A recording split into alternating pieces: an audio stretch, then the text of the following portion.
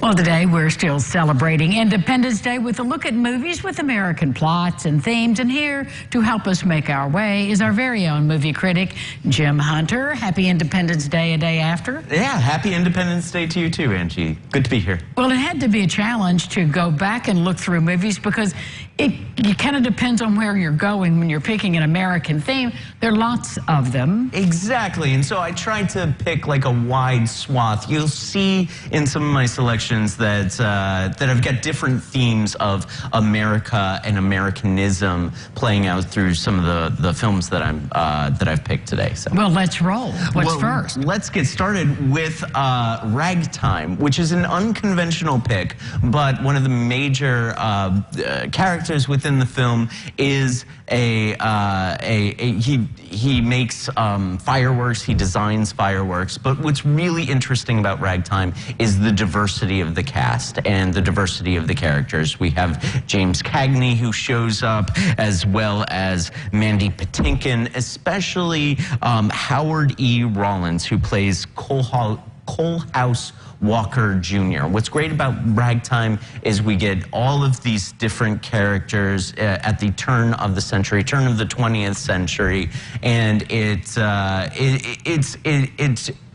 highlights the diversity of America. It's a film directed by Milos Forman, and it is based upon the E.L. Doctorow novel. It's a brilliant film. It's something I've actually seen relatively recently and just recently discovered and wanted to share it with our viewers. Was this James Cagney's last movie appearance? I believe it was, yeah. And he has a very small part, but it's a really powerful part. And toward the end of the film, he plays a police commissioner, and there's a moment at the end that I think was is prescient to some of the themes that we're dealing with today. That's what makes movies live like that for us, though. Now, next is In America. In America is sort of this forgotten film from 2002 that I'm trying to make sure everybody remembers. This is, it's directed by Jim Sheridan, and it stars Patty Constantine, Samantha Morton, and Djimon Hounsou. It's the story of an Irish family